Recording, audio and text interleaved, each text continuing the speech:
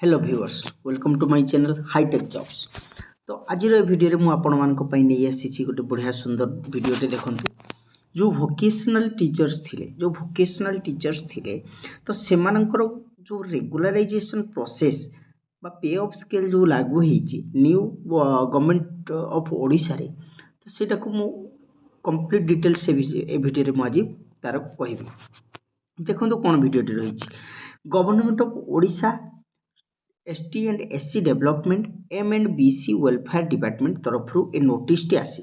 देखो बहुत जापारे आपण मैंने नोटिस एडवर्टाइजमेंट नंबरटा देखु 21/4/22 जनवरी 2026 रे नोटिसटा आसी।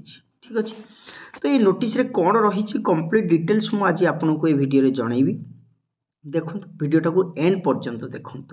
चलतु वीडियो को स्टार्ट करवा। तो वीडियो देखु ऑर्डर रही कौन, ऑर्डर रही सब्जेक्ट रही कौन ना fresh decision on extending pay benefits to vocational teachers in accordance with the honourable high court order date 18/1/2024 in WPC number 3071/2022 Bilochan Sahu and others regarding. तो ऊपर ऑलरेडी जो एमाने हाईकोर्ट करथिले, तो से हाईकोर्ट उपरे हाईकोर्ट कौन ऑर्डर देइथिले 18/1/2024 रे से कंप्लीट डिटेल्सटा को आम देखा आलोचना करवा। ए वीडियो रे कौन रही कौन वीडियो सत्यासत्य से विषय आज आम आलोचना करवा। देखंतु वीडियो को एंड पर्यंत देखंतु आगो को जीवा। सो कौन रही ना देखंतु whereas the vocational teachers listed in the table below have submitted representations requesting extensions of actual financial benefits welfare 26/10/2013 instead of form the dates of filling of their respective right petitioners in the upgrade scale of pay of raise 1080 to 1800 as revised from time to time at for with other similar placed vocational teachers। अर्थात पूर्वरु माने जो आमर बहु पूर्वरु vocational teachers माने join करथिले, जोटा कि आपनकर जो माने आर्ट टीचर थिले, जो माने सॉन्ग टीचर थिले, तो से माने जो रही थिले से मानकर किछि पे ऑफ स्केल लागू ही नथिला बा रेगुलाइजेशन प्रोसेस किछि नथिला। तो तांको से माने जो हाईकोर्ट करथिले तार निष्पत्ति रे हाईकोर्ट ए ऑर्डर टी देथिले। तो सेटा आज फाइनलाइजेशन हे जाईछि एवं सेटा ऑनरेबल सीएम सेटा को कंसीडर करिसंती।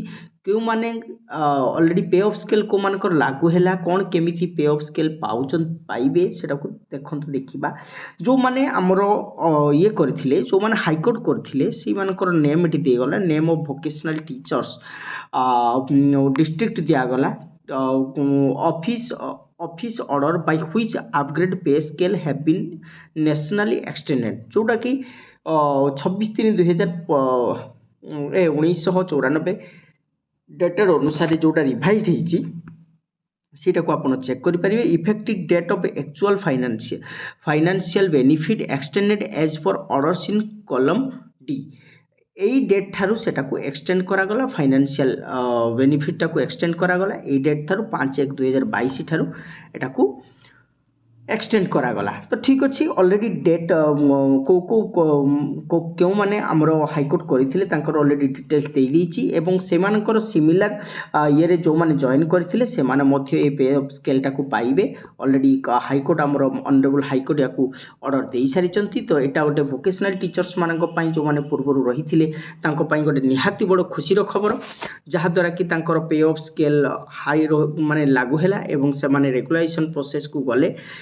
ए वीडियो रे आज पई एतिकी थिला। वीडियोटी बहुत छोट थिला, आपण माने भाबुची वीडियोटी इनफॉर्मेटिव हेथिबो। जदि वीडियोटी इनफॉर्मेटिव हेते गोटे लाइक निश्चित भाबरे करिवे एवं शेयर करिवे। वीडियो रे न आथिले सब्सक्राइब करंतु। रहूची, thank you all of you.